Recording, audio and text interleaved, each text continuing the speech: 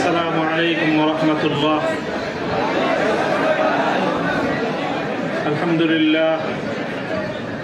الحمد لله نحمده ونستعينه ونستغفره ونؤمن به ونتوكل عليه ونشهد أن لا إله إلا الله وحده لا شريك له ونشهد أن سيدنا ومولانا محمدا عبده ورسوله صلى الله تعالى عليه وعلى آله وأصحابه وبارك وسلم. أما بعد فأعوذ بالله من الشيطان الرجيم. بسم الله الرحمن الرحيم. وإذ قال إبراهيم رب اجعل هذا البلد آمنا واجنبني وبني أن نعبد الأصنام. صدق الله العظيم. জামিয়া রহমানিয়া আজিজিয়ার আজকের এই মিলন মেলায় আমার আসাতিজা কেরাম উপস্থিত রয়েছেন। আমার উস্তাদে মুহতারাম মুফতি হিফজুর রহমান হাফিজাহুল্লাহ তাআলা, আমার অভিভাবক জামিয়ার সুনামধন্য প্রিন্সিপাল আল্লামা মাহফুজুল হক হাফিজাহুল্লাহ, আমার বড় ভাই মুফতি আশরাফুজ্জামান দামাত বারাকাতুহুম আলিয়া সহ জামিয়ার আমার সকল সহকর্মী, আমার প্রাণপ্রিয় ছাত্রবৃন্দ এবং বিভিন্ন দিনী ইদারাগুলো থেকে, বিভিন্ন জায়গা থেকে এবং এলাকা বিভিন্ন অঞ্চল থেকে সমবেত দিন দরদি মুসলমান ভাইয়েরা, সর্বপ্রথম আমি আপনাদের শুকরগুজারি আদায় করতেছি যে আপনারা এই অভূতপূর্ব আজকে আপনাদের এই উপস্থিতি এবং আপনাদের এই অভূতপূর্ব উচ্ছ্বাসের মধ্য দিয়ে আপনারা ইসলামী আন্দোলনের পথ চলার একজন পথিককে অনুপ্রাণিত করেছেন। আল্লাহ রাব্বুল আলামিন আপনাদের সকলকে এর উত্তম বিনিময় জাযায়ে খায়র নসিব করুন। আমিন। কাটা কাটা কয়েকটা কথা আমি বলবো, সময় দীর্ঘ নয়। আর সকলে উপলব্ধি করতে পারতেছেন যে আমার প্রতিটা কথাই এখন এটা অনেক বেশি পরিমাপ করা হচ্ছে, ঠিক দেখা হচ্ছে যে আমি কি বলি। আপনারা যতটুকু মনে করতেছেন যে শুধু একটা কর্তৃপক্ষ দেখতেছে তা না, দুইটা কর্তৃপক্ষ দেখতেছে, এবং একটা কর্তৃপক্ষ আরেকটা কর্তৃপক্ষ থেকে অনেক বেশি প্রবল। একটা জমিনের কর্তৃপক্ষ আর একটা আসমানের কর্তৃপক্ষ। আমি আপনাদের কাছে দোয়া চাই, জমিনের এই কর্তৃপক্ষের প্রভাব থেকে আসমানের কর্তৃপক্ষের প্রভাব যেন আমার উপর বেশি থাকে। আল্লাহ রাব্বুল আলামিন যেন আমাকে আল্লাহর গোলাম হিসাবে তার নিকটেই যেন আমার মাথাকে অবনত রাখেন। এই দোয়াটুকু আপনারা সকলে আমার জন্য নিভৃতে একান্তে করবেন। দ্বিতীয় কথা, এখানে আমার জন্য অনেক কথা বলা হয়েছে, আমাকে উৎসাহিত করার জন্য এটাই বলা হয়েছে। উৎসাহিত করার জন্য কিছু প্রশংসামূলক বাক্য আলোচনা করা হয়েছে। শাইখুল হাদিস আল্লামা আজিজুল হক রহমতুল্লাহ আলাইহির শানে আমরা এই কথাগুলো বলতাম। সময়ের এতটা অল্প ব্যবধানেই সেই কথাগুলো যে আমার সন্তানেরা যারা বলেছে, আমি সন্তানই বলবো, ছাত্ররা তোমাদের কাছে মুফতি সাঈদ হয়তো অনেক বড় শিক্ষক হতে পারে, আমার কাছে ওই সাঈদই। তারা আমাদের সন্তান, তারাও আমাদের সম্পর্কে সেই কথাগুলো বলেছে। শাইখুল হাদিস রহমতুল্লাহ আলাইহি বলতেন যে এই কথাগুলোকে প্রশংসামূলক কথা নয়, বরং আমি কালিমাতে দোয়াইয়া, দোয়ার বাণী হিসেবে, দোয়ার কথা হিসেবে আমি বরণ করে নিলাম। আল্লাহ পাক আমার সন্তানদের, আমার সহকর্মীদের, তাদের এই কথাগুলোকে যেন আল্লাহ আমার হাতে, আমার ক্ষেত্রে দোয়া হিসেবে আল্লাহ কবুল করেন। আমিন। এই কথার মধ্যে একটা কথা এসেছে, সেটা হলো প্রতি ফোঁটা জুলুমের প্রতিশোধ গ্রহণ করার কথা। আমি এই কথাটা একদিকে প্রত্যাখ্যানও করি, আবার আরেকদিকে সমর্থনও করি। প্রত্যাখ্যান করি এইভাবে যে এটা যাদের আদর্শ অনুসরণে আমাদের এই জুলুমকে বরণ করা, আমাদের এই কারাভোগ, আমাদের এই কারাবরণ, আমরা এই শব্দগুলি বেশি বলি। কি বললাম? কারাভোগ, কারাবরণ। কারা নির্যাতন তো বলবো যত কম বলা যায়। কারা নির্যাতন নয়, আসলে তো এটা কারা বরণ। আমরা তো জেনে বুঝেই এই পথে পা বাড়িয়েছি। কেউ যদি মনে করে থাকে যে আমরা জানি না, তাহলে এটা তাদের মিস ইনফরমেশন।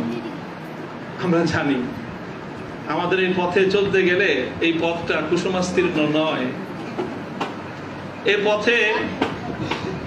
এ পথে লাল গালিচা থাকে, কখনো কখনো প্রতীকী অর্থে লাল গালিচা থাকে, তবে সেই লাল গালিচার লালিমাটা যতটা না গালিচার রং দিয়ে লাল হয়, তার চেয়ে বেশি লাল হয় ভাইয়ের শাহাদাতের রক্তের মাধ্যমে। শাহাদাতের রক্তের নজরানা দিয়েই আমরা সেই পথে ইনশাআল্লাহ পৌঁছবো, যে পথে শাপলা চত্বরের ভাইয়েরা শাহাদাতের রক্ত দিয়েছেন, যে পথে আমার হাটহাজারীর সন্তানেরা শাহাদাতের রক্ত দিয়েছেন, যে পথে আমার বিবাড়িয়ার ব্রাহ্মণ শহীদ বাড়িয়ার বীর শহীদানেরা যে পথে আত্মত্যাগ স্বীকার করেছেন, আমরা তাদের সে পথকে ভুলবো না। তাদের সেই শাহাদাতকে আমরা কোনো সময় সেই শাহাদাত অস্বীকার করার কোনো প্রবণতাকে এক মুহূর্তের জন্য বরদাস্ত করব না। শহীদ হয়েছে আমার ভাই, সরি বলেন। বাংলায় না বলতে চান দুঃখিত, দুঃখিত যদি বলতে না চান আপনাদের প্রিয় ভাষা ইংলিশেই বলেন, তবে কি বলেন? সরি বলেন। সে রক্তকে অস্বীকার করার চেষ্টা করবেন না। শাহাদাতের শহীদের রক্তের সঙ্গে গদ্দারি করার মতো সেই বেঈমান কওমি মাদ্রাসায় জন্ম হয়েছে। কাজেই যে কথা বলতেছিলাম, যেটা কারা বরণ আমাদের, কারা নির্যাতন তো অনেক পরের কথা। আল্লাহ পাক রব্বুল আলামিন কারা এই কষ্ট থেকে আমাদের সকলকে হেফাজত করেন। প্রতিশোধের যে কথাটা, সেটা আমরা তো পয়গম্বর আলাইহিস সালামদের অনুসারী। নবী ইউসুফ আলাইহিস সালামের সেই বাণী লা তাসরিবা আলাইকুমুল ইয়াউম, গতকালকেও আমি বলেছি, আজও বলছি, আমরা কোনো প্রতিশোধ গ্রহণ করি নাই, করতে চাই না। করার প্রবণতা কখনো যদি আমাদের মন থেকে উদ্গত হয়, সেটা হলো ইন্নামা যালিকা মিন্নি ওয়া মিনাশ শাইতান। শয়তানের প্ররোচনায় কখনো হয়তো আমরা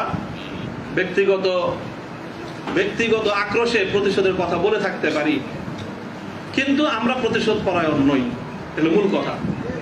এই হিসাবে আমি প্রতিশোধের এই শব্দকে প্রত্যাখ্যান করলাম। তবে অন্য আরেক অর্থে আমি প্রতিশোধের শব্দকে সমর্থন করছি। শুধু সমর্থন নয়, বরং আমি আমার পুনর্ব্যক্ত করছি যে আমরা প্রতিশোধ নিব। আমাদের সেই প্রতিশোধ হবে সেই প্রতিশোধ, যেই প্রতিশোধ হিজরতের আগ পর্যন্ত 12 বছরের জুলুম এবং নির্যাতনের প্রতিশোধ মক্কা বিজয়ের মাধ্যমে আল্লাহ নবী গ্রহণ করেছিলেন। আল্লাহ নবী মক্কা বিজয়ের পরে সেই সকল অপরাধীদেরকে ক্ষমা করার মধ্য দিয়ে, সেই জমিনে আল্লাহর দ্বীনের ঝান্ডা সমুন্নত করার মধ্য দিয়ে মধুর প্রতিশোধ নিয়েছিলেন। আমি আবার বলছি, এদেশে ভাড়াটিয়া থাকবো না, ভাড়াটিয়া হিসেবে থাকবো না। এই জমিনের মালিকানা সূত্রে এদেশে বসবাস করি। এই জমিনকে আল্লাহর জন্য মুক্ত করেই ছাড়বো ইনশাআল্লাহ। আল্লাহর দ্বীনের বিজয়, সেটাই হবে আমাদের পরম প্রতিশোধ। এবং যারা আমাদেরকে শত্রু ভেবে আমাদেরকে নিঃশেষ করার চেষ্টা করেছে, অপমান করার চেষ্টা করেছে, আমরা তাদেরকে সম্মানিত করে প্রতিশোধ দেব। আমরা তাদেরকে আদর্শের সোনালী পথে বরণ করে নেওয়ার মধ্য দিয়েই আমরা ইনশাআল্লাহ আমাদের আদর্শের বিজয়ের প্রতিশোধ গ্রহণ করব। আল্লাহ রাব্বুল আলামিন আমাদেরকে সে তৌফিক দান করুন, আমিন। আরেকটা কথা বলা হয়েছে, অনেকের কথার মধ্যে আসছে যে একটা ভবনের আলোচনা। এই ভবনটার গুরুত্ব একসময় আমার কাছেও খুব ছিল, 3 বছর আগেও খুব ছিল। যখন শুনলাম যে ভবনটা চলে যাচ্ছে, আমি তখন সর্বপ্রথম সালাতুল হাজাত করে দোয়া করেছিলাম যে আল্লাহ যেন খায়রের ফয়সালা করেন। আর এরপরে এখন আমার অনুভূতিটা হলো যে এরকম ভবন না থাকাই ভালো। না থাকা ভালো কেন? দস্তারে না দারে মে মা গামে পেয়েছে না দারে মা হেয়েছে না দারে গামে হেয়েছে না দারে। এইরকম ভবন টবন থাকলে এগুলোকে রক্ষা করার জন্য ডানে বামে অনেক কিছু তাকানোর প্রয়োজন হয়। ভবনও নাই, রক্ষা করার জন্য কার পায়ের নিচে তেল মারার দরকার। আজ এখানে মাদ্রাসা, কালকে ইনশাআল্লাহ শাইখুল হাদিসের সন্তান মাহফুজুল হক সাহেব যদি নদীর ওই পারে যে বসেন, ইনশাআল্লাহ ওই কেরানীগঞ্জের ওই একেবারে দূরের চরে বা ওই কোন রুটের চর, কোন চরের মধ্যে এর চেয়ে বড় মাদ্রাসা হবে।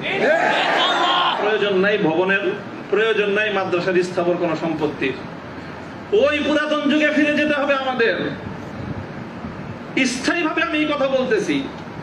এই বিশাল বিশাল আলিশান ইমারত সাজায়, আর সেই ইমারতের মধ্যে সুন্দর সুন্দর আরামদায়ক বিলাসী রুম সাজায়, সেখানে বিলাসী এলেম চর্চা।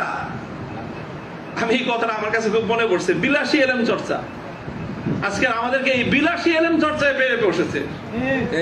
বিলাসী এলেম চর্চার পথ বাদ দিয়ে আমাদের আকাবের এবং আসলাফদের মতো সেই খেজুর গাছের তলায়, বট গাছের নিচে সালাদ চাটার উপর বসে আমাদেরকে কাল আল্লাহ কাল রাসূলের তালিম দেওয়ার সেই সবক গ্রহণ করতে হবে।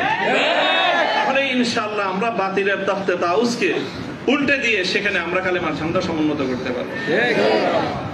মোল্লা মুহাম্মদ ওমর রাহিমাহুল্লাহ তাআলা তিনি সারা পৃথিবীর সুপার পাওয়ারের সাথে টক্কর দিয়েছিলেন।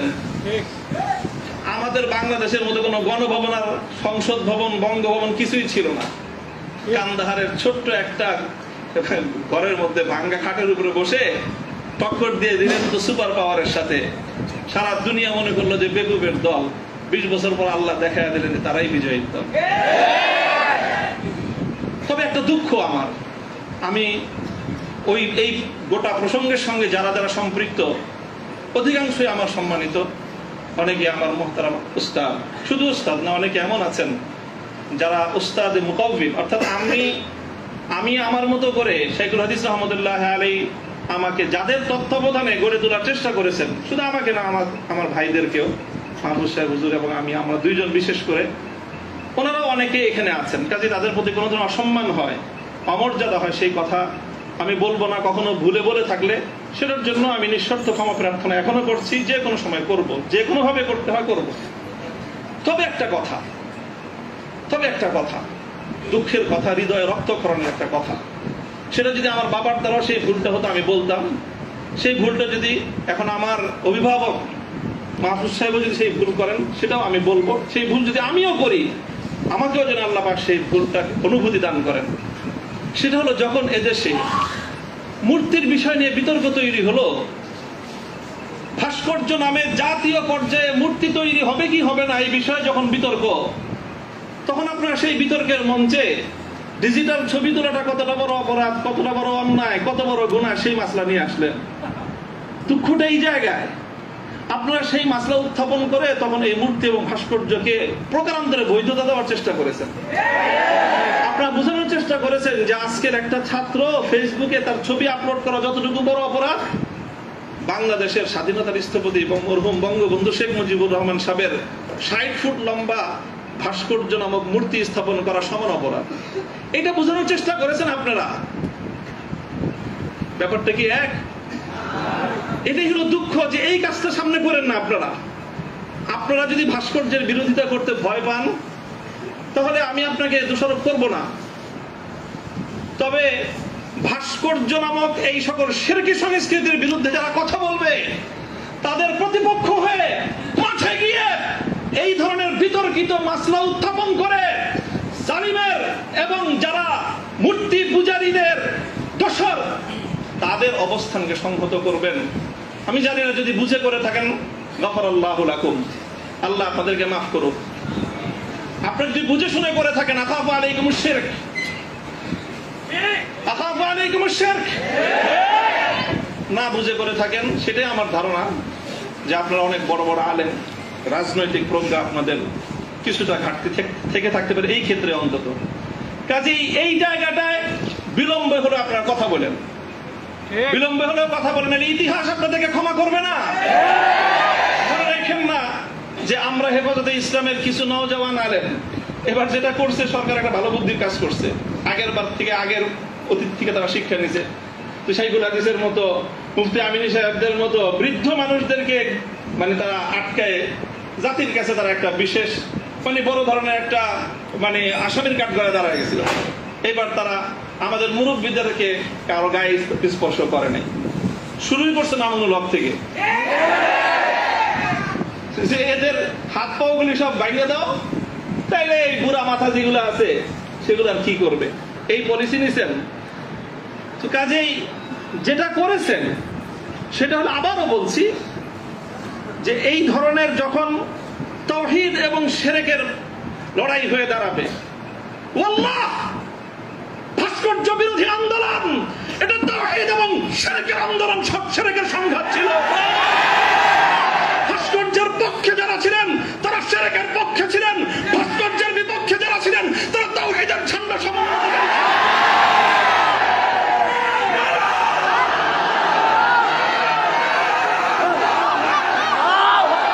আপনারা শুনেন, আবারও বলছি, ভাস্কর্যের পক্ষ বিপক্ষের এই লড়াইকে একজন মরহুম মুসলিম নেতা, মরহুম বঙ্গবন্ধু শেখ মুজিবুর রহমান সাহেবের ব্যক্তিত্বকে মাঝখানে এনে বিষয়টাকে ভিন্ন রং দেওয়ার চেষ্টা করা হয়েছিল। আমরা তখনও বলেছি, আজও বলি, ভবিষ্যতেও বলবো, ভাস্কর্য এটা বঙ্গবন্ধু শেখ মুজিবুর রহমান সাহেবের, শহীদ প্রেসিডেন্ট জিয়াউর রহমান সাহেবের, সেটার আমরা কোনো পার্থক্য করি নাই। আমি একথাও বলেছি, ভাস্কর্য যদি স্বয়ং আমাদের মুসলিম জাতির পিতা খলিল ইব্রাহিম আলাইহিস সালামের হয়, তাহলে সেই ভাস্কর্যের সাথে কি আচরণ করতে হয় মুহাম্মদুর রাসূলুল্লাহ শিখিয়ে দিয়ে গেছেন। আল্লাহ রাসূল সাল্লাল্লাহু আলাইহি ওয়াসাল্লাম মক্কা বিজয়ের দিন বাইতুল্লাহ থেকে যেই মূর্তিগুলো বের করেছিলেন, যে ভাস্কর্যগুলো বের করেছিলেন, তার মধ্যে তো একটা ছিল ইব্রাহিম আলাইহিস সালামের মূর্তি। কি বলেছিলেন? কাতালাহুমুল্লাহ, আল্লাহ পাক এই মক্কাবাসীদেরকে ধ্বংস করুক, তারা খলিল ইব্রাহিম আলাইহিস সালাতু ওয়াস সালামের মূর্তি তৈরি করেছে। আমাদের কথা আপনাদের পছন্দ হলো না, আমি বললাম যে ভাস্কর্য বানায়েন না, এটা বানালে বঙ্গবন্ধু যদি মুসলিম হয়ে মারা গিয়ে থাকেন কবরে তার শাস্তি হবে।